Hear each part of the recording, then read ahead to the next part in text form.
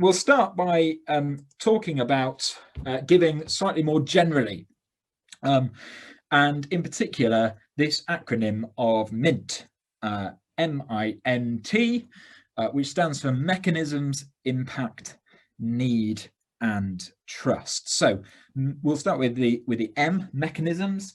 This is so the mechanisms stand for just the really practical side of giving. So the way that you get money from a person to an organization. So what is the mechanism that allows that to happen?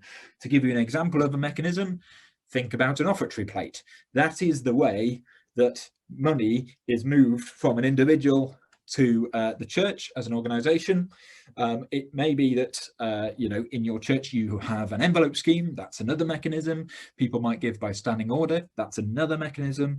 You might have the parish giving scheme set up. That's another mechanism. And online giving is one of these mechanisms, or at least a kind of an area which has a lot of different mechanisms that kind of sit within it.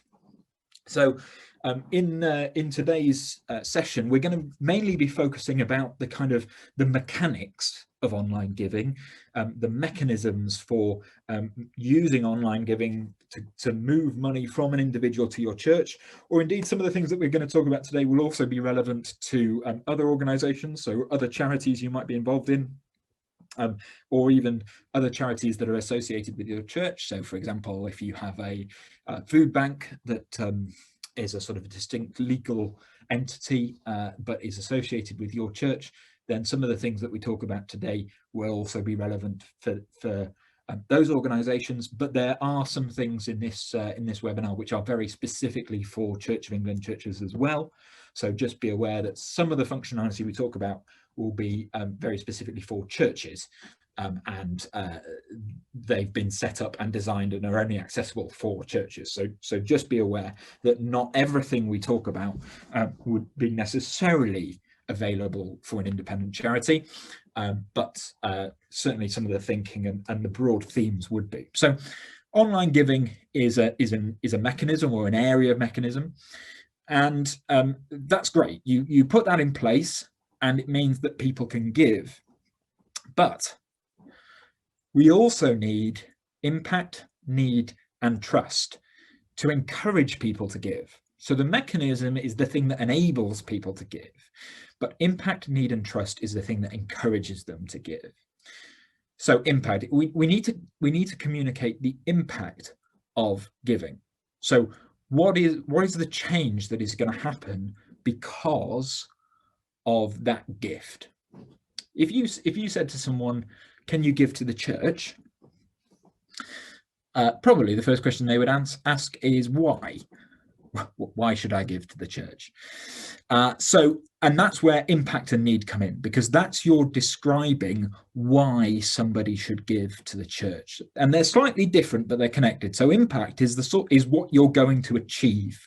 So it might be, please can you give to the church because we've got this amazing after-school club that's supporting young people with homework, for example.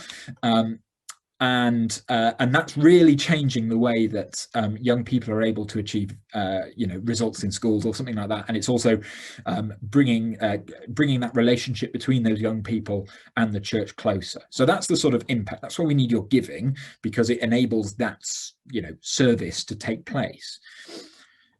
But then the next part of that is about need. So why do we need them to give? This is kind of two parts. One, because you might say, well, we need you to give because we need to put the lights on, or we have started to employ sort of specialist support for that after school club, or we need the heating on, or we need some bread and hot chocolate for toast and that sort of stuff. So we need that. We need those funds. That's the need. Or it might be need from the other angle, which is saying, actually, there's this need in society that we are trying to answer. So you have a mechanism, which is the kind of the method by which people give, the practical kind of exchange of that fund. And then impact and need are talking about why and what you're going to do with that money, that donation. And then trust. This is really key, and this is something that our churches, broadly speaking, aren't brilliant at doing. it's probably true of a lot of charities that are sort of quote unquote historic charities.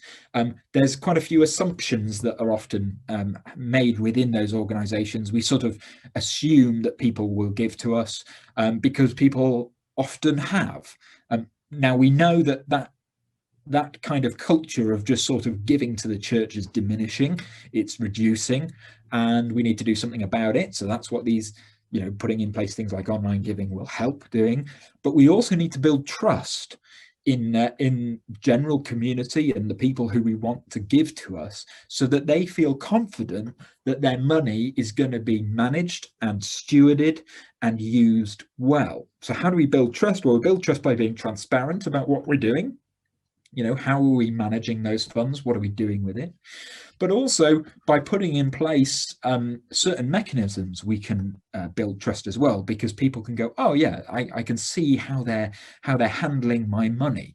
So for example, things like using certain online giving platforms or using things like parish giving scheme can actually increase trust in you as an organization, because it looks like a sort of a more professional outfit because you're putting some of these technologies in place. So if we want to encourage and grow giving, we need to remember this acronym of MINT: mechanisms, impact, need, and trust. When we have all of those things in place, this is a fantastic foundation for growing our giving. Those are all the kind of basic core points that you need when you're articulating to the community, and whether that be people within your sort of worshipping community or whether that be in a kind of wider societal community. Mechanisms, impact, need, and trust are key to growing and encouraging giving. Now, we're talking about online giving, and this year, more than any year, online giving has been really essential to the ongoing running of our churches, obviously, because for a large proportion of this year, our churches, we've not been able to go in, very simply. So online giving has grown immensely. The use of online giving has grown immensely this year, and which is fantastic, but this isn't just a one-off. This is not just a sort of lockdown special. We'll get the online giving in whilst we're not allowed to go in the building or whilst we're being restricted. We should think of online giving as a permanent fixture within the way that we encourage people to give. This isn't a quick fix. This isn't going to change your giving overnight. But particularly in the run-up to Christmas, we've got just about enough time to get the various things set up and ready so that people can give online. And then as we go through 2021 and beyond, people will be able to continue giving in that way. And whilst you may not see a huge impact this year, potentially, it will start to grow. Churches who focus on kind of setting online giving up, it does grow as a method of giving. So don't think of this as being, we need to have this in place for the next 3 or 4 weeks, or for the next 1 or 2 months, or until the vaccine is fully rolled out. This is about putting in place a mechanism, a functionality of your giving, an offer to people who want to give to your churches, not just for now, but for the years to come. Online giving can also be about when we meet in person in churches, and we'll get onto that in the next minute or so. Grace, I'm going to hand over to you to talk about our sort of the next few slides. Thank you. So we like to talk about online giving as being a bit of a sandwich, because there's a couple of components that you need for it to work well and to work really smoothly. And in the same way that if you have a sandwich that's just got 2 bits of bread and nothing in the middle, that's not going to be very exciting or very fulfilling. We need the 3 of these things to come together so that online giving works really well for you, and also from a donor perspective for those that are looking to support the work of your church. So the 3 parts of that sandwich are online provider, online presence, and online promotion. So the provider is really thinking about, how are you actually going to set up online giving? Who is it that's going to process the payments for you and ensure that that money gets into your bank account? And we'll talk a bit more about the different options that we have around that, a particular provider that we recommend, and the sorts of questions you might want to think about as you're weighing up who to go with for that provision. And then the second part is the presence. So once you've got your provider part sorted, how will people actually know where to go to donate to you? Where are you going to put that information? So great places is going to be your church website and your A Church Near You page. And we'll talk a bit more about how you do that and why that's useful. And then once you've got your provider and your presence sorted, we also want to think about promotion. And in a way, presence and promotion are sort of two sides of the same coin. But if we don't ask people to give, if we don't give them that opportunity, chances are they're not going to. There's always going to be some people who are proactively looking to give, and that's why it's great if you've got it kind of really clearly on your website, a give button or something like that. The proactive giver is going to find that and be able to make that donation to you. But then there's lots of people who actually might be willing to give, but just need to be asked, need to be given that opportunity. And that's where promotion comes in. We need to think about what are the channels that we can get the word out about the fact that we're raising money and that people can donate in this really easy and effective way. So those two things work quite closely in tandem, and then the three of them together gives us that sort of online giving package.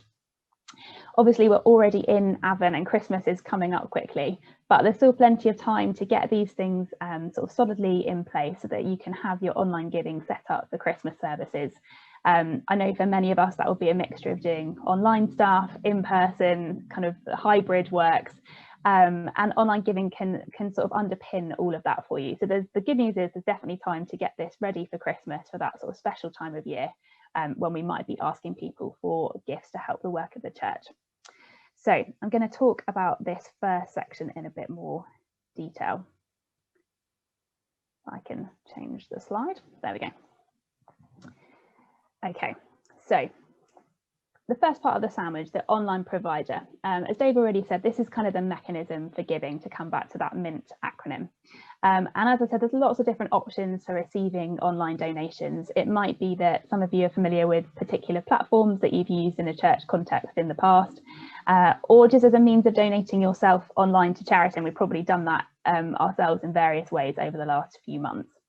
And I think there's two things to consider really when you're weighing up who is the right provider for you. So the first thing is to think about functionality. What is it that you need this service to do for you? That might sound like quite a stupid question, because ultimately you need it to process online donations for you. But you'll actually find there's quite a range of functionality within that among the different providers that offer this service. There's a few things we'll get into and think about in terms of one-off payments versus recurring payments and all that sort of stuff. But the other thing you obviously want to be thinking about is the cost, and that's going to be a key concern for many of us. What is the transaction rate? Sorry, I've just kicked my phone off the table. What's going to be the transaction rate for each donation that you are processing? Are they also going to charge you a flat fee on top of that? And if so, how much is that? And finally, is there a kind of monthly cost that comes with the use of this provider? Sorry, excuse me. So whichever provider you're looking at, these are the things to be weighing up and considering and working out what's right for your context. And we can't tell you which provider is going to suit you best. That's something you'll need to have a think about. But what we're going to do is think about that in the context of one particular supplier that Parish Buying has worked really closely with, has done their sort of due diligence on, so we feel like we're confident in recommending them. And we're also working with them as quite a strategic partner. So we're always trying to leverage better sort of resources and services for you, the end user. So I'm going to talk a bit about them, why we recommend them, but you'll see this kind of interplay between functionality and cost, and hopefully that will be useful for your own thinking, whether you decide to use this provider or not.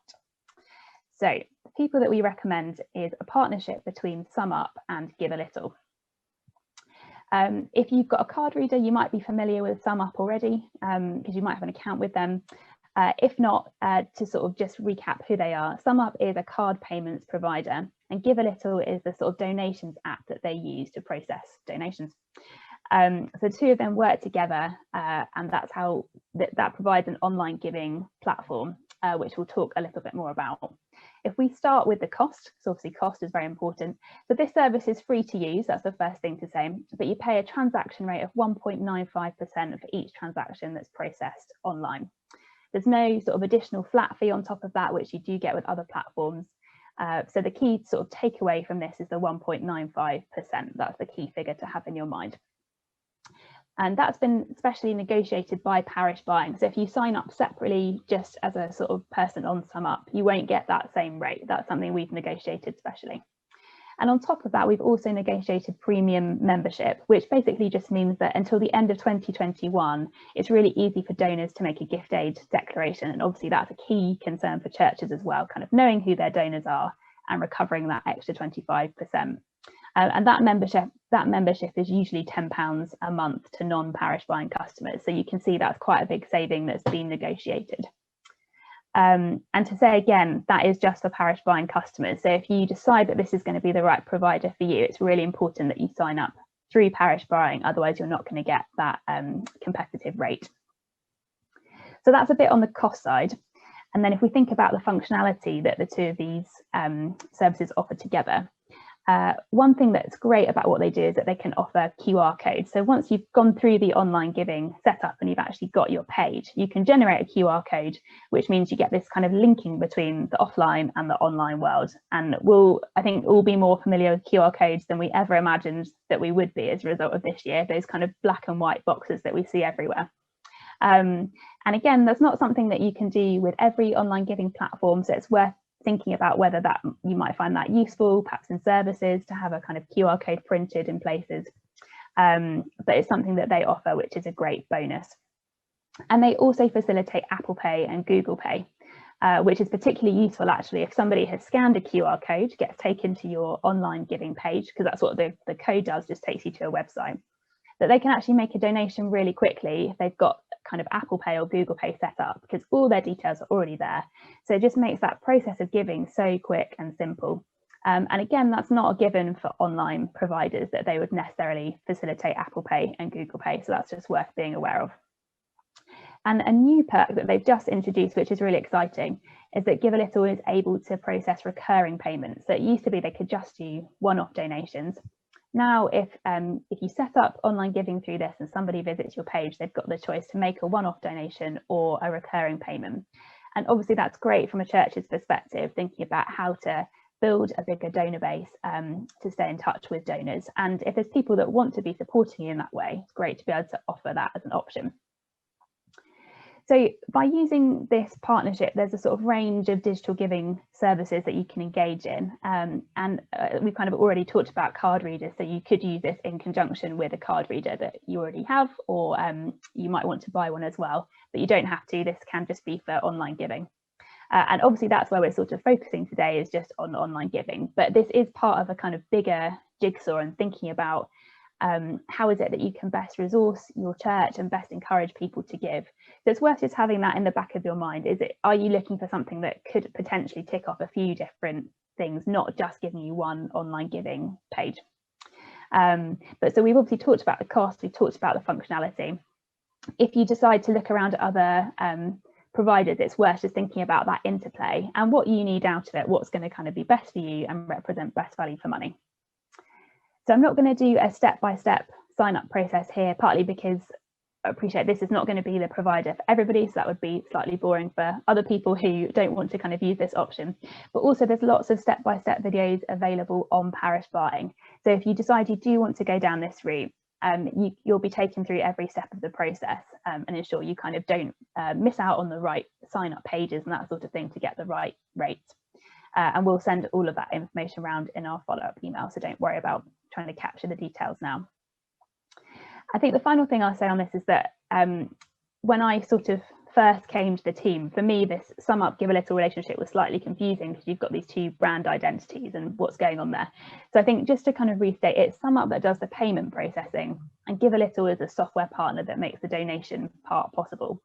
And you'll see actually if you go through the sign up process with parish buying that it is actually really seamlessly integrated.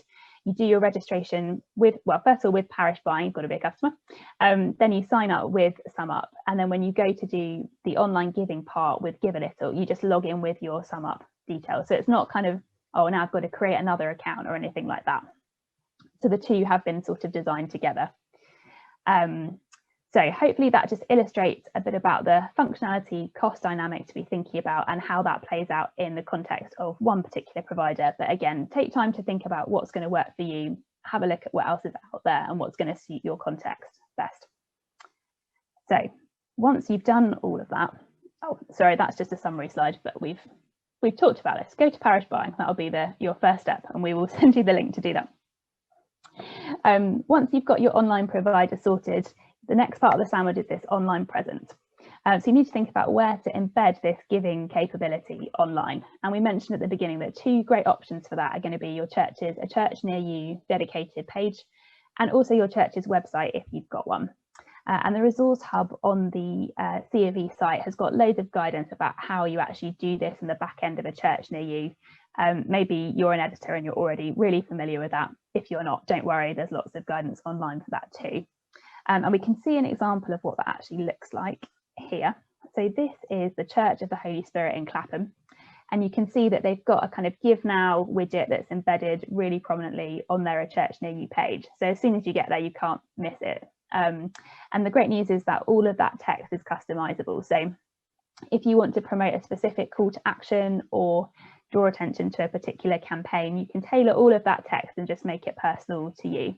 And you can also add in a donations page on the left-hand pane. You'll see there's that list of sort of services, news and so on. So you can have a donations page come up there, which this church has chosen not to do, so it's probably not a very helpful illustration.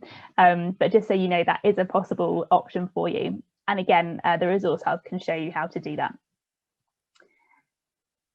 So that is A Church Near You. But if you've got a church website, you definitely want to have something about your online giving capability available there too. So here we've got St Chad's, which is in York, and they've got this banner which just comes up on their homepage. So it's the first thing that you see. The text is probably a bit hard to read because it's quite small, but it's talking specifically about the need for giving, and it's got a donate button there at the bottom, which is arguably a bit small. We might think, would it be worth embedding that in the menu? Trying to make that just even more prominent if possible. So if you've got a website, it's definitely worth thinking about, is there somewhere you can anchor your donation or giving button in the menu, or just somewhere else really prominently, so that if somebody is coming to your page and looking to give money, that they can definitely see that through, because what a shame if someone is looking to do that and just cannot find the means of doing it. Let's make that as easy as possible for people. And as we said earlier on, this kind of the presence and promotion, this final part of the sandwich, are really closely interlinked. And Dave's going to tell us a little bit more about how to promote your page once you've got your presence really fully established. Yeah, so you've got your provider set up. You've got it all set up on your sort of your presence, so like where it is online, so people can go and find it. But how are people going to know about the fact that they can give to you online? Well, that's this final section that we're going to explore now.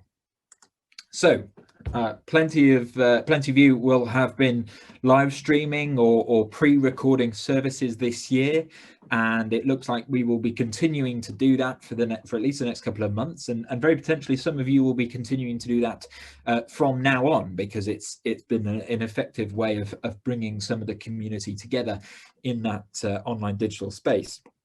So if you are doing that, then make sure that at some point during your service, you have a bit that helps people to give. So this is a screenshot from King's Cross Church in London, and very simply, they've just put the very clear instructions of how to give.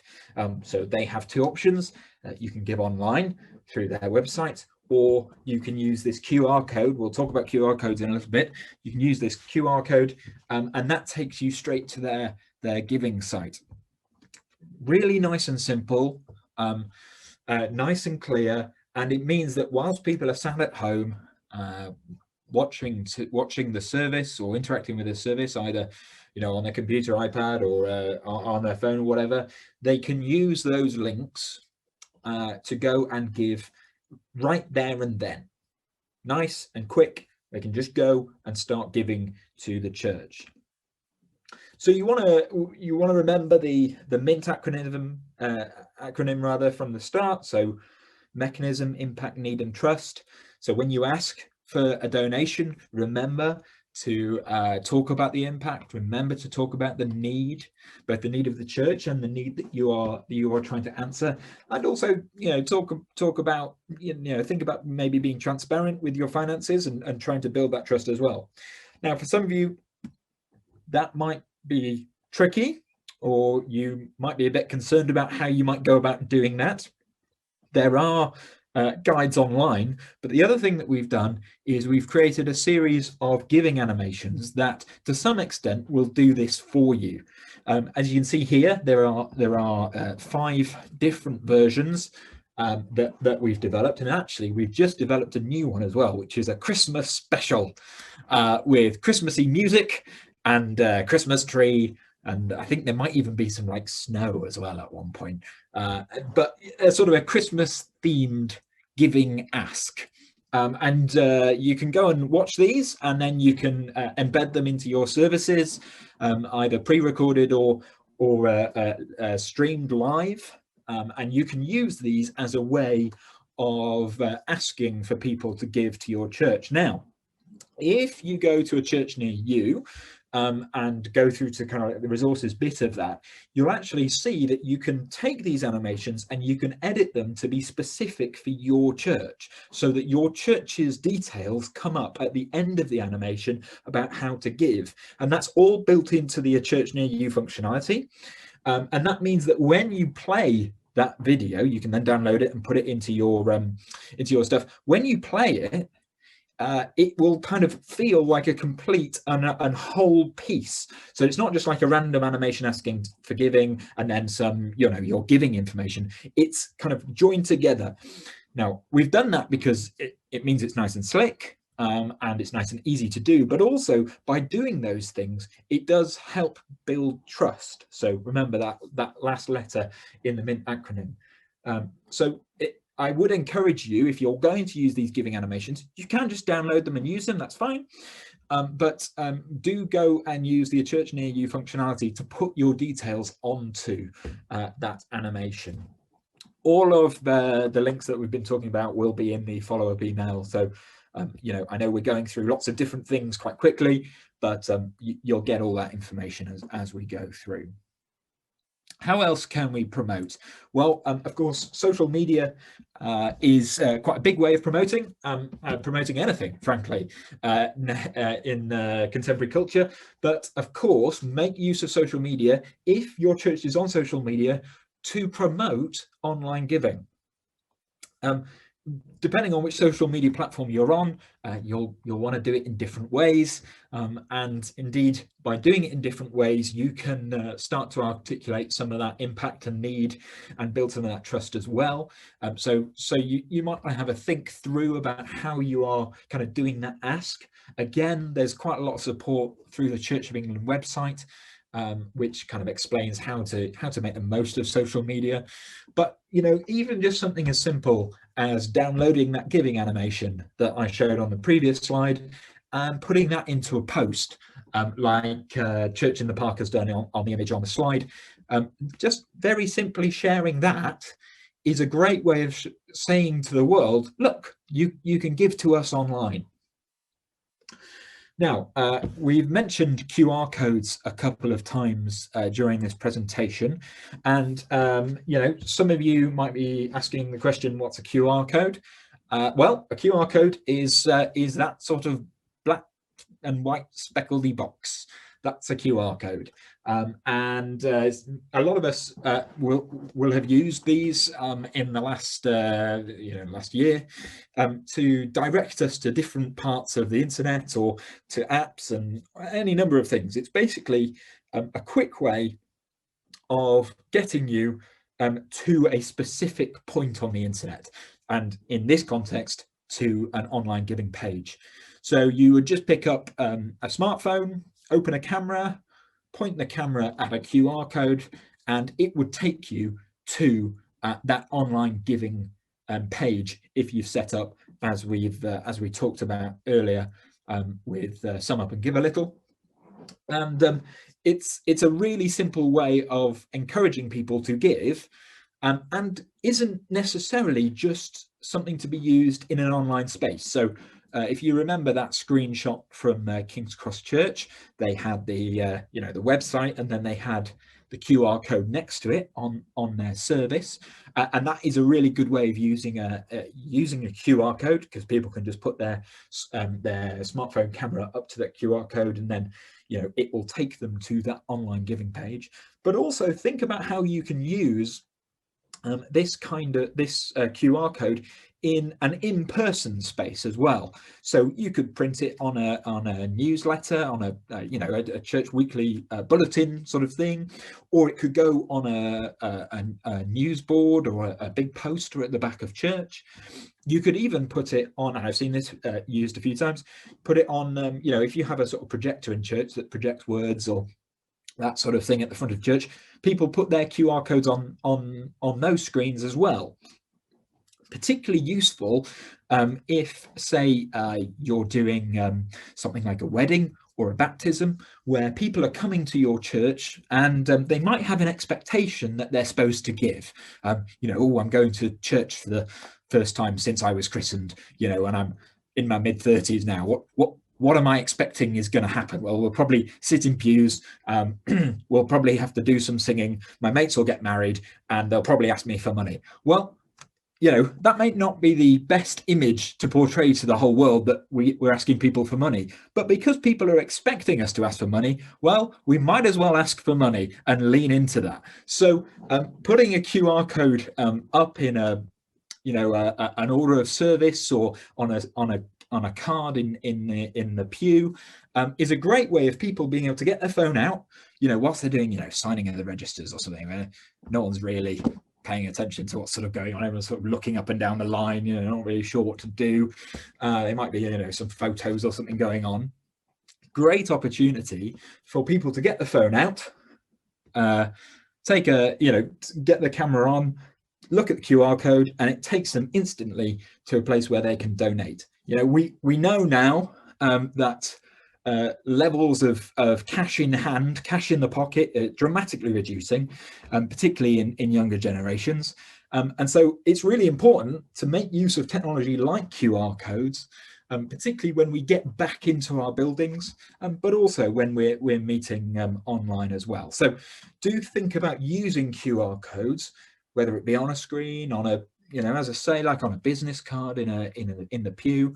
And you can get these QR codes, as Grace said earlier, through that Sum Up Give a Little relationship as well. So if you go through them, you can get these QR codes set up through there.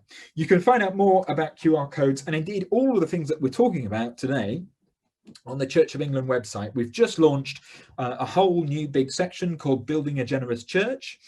And there's an awful lot of information there. It's really clearly laid out. But if you go to churchofengland.org website, so that's the main Church of England website, and then click on the resources bit of the banner and find Building a Generous Church. Under there is all sorts of advice about giving, online giving, in-person giving, contactless giving, using social media to promote giving, all manner of things around giving. And we've also just launched a Building a Generous Christmas, I think it's called, or something to do with Christmas and building and generous. But that's specifically looking at growing generosity and giving at Christmas. So do have a look on that website as well. As I said, our follow-up email will have all these links on, so don't worry if you've not had time to note those down. How else do we promote online giving? Well, just through our regular church channels. You might have WhatsApp groups that promote, what's going on in your church. Well, use it to promote your online giving. You might have regular emails that go out to people. Again, tell people, we've just set up online giving. Why not try it out? People might already give to you regularly, but if you tell them you've got something new and that, why not give it a go, you might get a few more donations from them. You never know.